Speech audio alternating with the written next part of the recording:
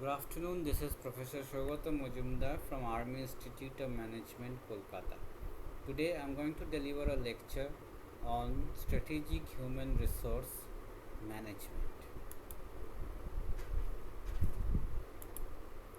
Now, strategic human resource management is a part of strategic planning. Strategic plans are the company's plan for how it will match its internal strengths and weaknesses with its external opportunity and threats to maintain a competitive advantage. Now, they formulate some specific strategies to take the company from where it is now to where he or she wants to be are all part of strategy. Now, strategy is the company long-term plan for how it will balance its internal strength and weaknesses with its external opportunities and threats to maintain a competitive advantage. Now, the strategic human resource management means formulating and executing human resource policies and practices that produce the employee competencies and behavior the company need to achieve its strategic aims. Now, let us understand the difference between traditional HR versus strategic HR. Traditional HR, before the human resource management come into existence, there's a concept called personal management. And in case of personal management, we treat employee as commodity and they are rendering service, so we are paying them for that. From that phase, there is a movement take place and the human resource management come into existence. And the latest one is strategic human resource management. Now let us understand the difference between traditional HR and strategic HR. So from the perspective, first from the responsibility view of HR, traditional HR is of staff specialist, strategic HR is line in nature. That means traditional HR is more kind of support system, strategic HR is more into achieving the company goals and objective directly. If we look at the focus, it has also changed. In case of traditional HR, is the employee relation. In case of strategic HR, is a kind of partnership with internal and external customer. From the role of HR, it has also changed. In case of traditional HR, is a transaction, which means the leaders are only maintaining the day-to-day activities. In case of strategic HR, is more of transformational in nature. They are, like doing some kind of dramatic or drastic changes in the organization. From initiative, traditional HR is reactive in nature, so whereas strategic HR is proactive in nature. From time horizon, is a short term, whereas strategic HR is a long term. From control mechanism, the traditional HR is bureaucratic in nature, whereas strategic HR is flexible in nature. From job design perspective, traditional HR is typically bureaucratic in nature, tight division of labor, whereas strategic HR is more flexible, involvement of lot of team, cross-functional teams, and everything is there. From investment perspective, traditional HR investments are more capital oriented. In case of strategic HR, the investment is on people, on their knowledge. From accountability perspective, the traditional HR is cost center, whereas strategic HR is investment center. Now, what is strategy? So let's understand the strategic management process. And to start with, let's understand the strategy. The company's long-term plan for how it will balance its internal strength and weaknesses with its external opportunity and threats to maintain a competitive advantage. Strategic management, the process of identifying and executing the organization mission by matching its capability with the demand of its environment. Now, this strategic management is nothing but the bridging the gap between your actual status and desired status. Now, the strategic management is divided into two parts.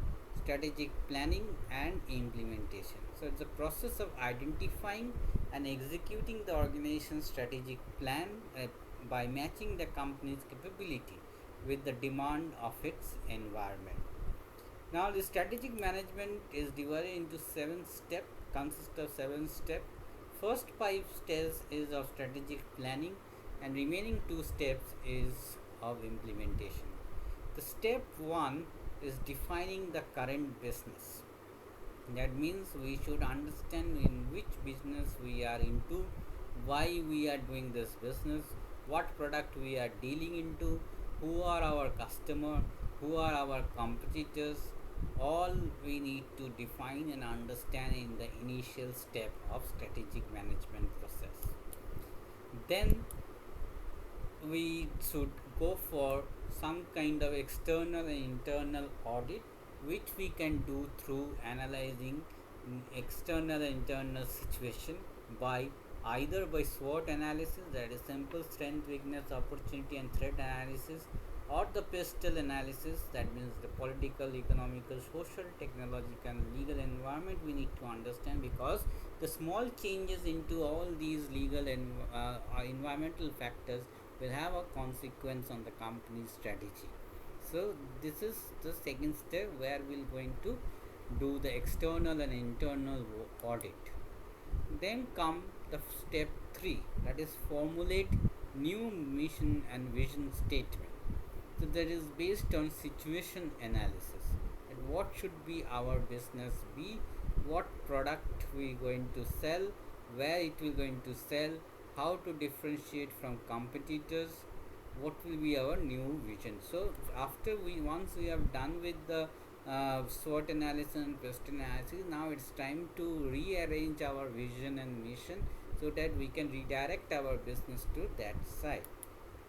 Then after that, once we have redirecting our when we are rewriting our vision and mission, then in the step 4 we'll translate the mission into strategic goals. That is, we operationalizing the mission for managers. And means we are breaking them into small achievable smart objective or smart goals for the department. Then at the step 5 we'll formulate strategies to achieve the strategy. Now it's come to actually formulating, that means to decide upon what will be the course of action, how to move from the current business to what we want to achieve. Then comes the remaining 2 steps, which is the bridging these things, that will the implementation phase. Now for implementation we need to translate the strategies into action. That means we can depend upon the environment, depend upon the SWOT analysis, depend on the PESTEL analysis. If required we'll hire, if required we'll downsize, if required we'll build plant, we'll add some product, will increase or decrease the product line.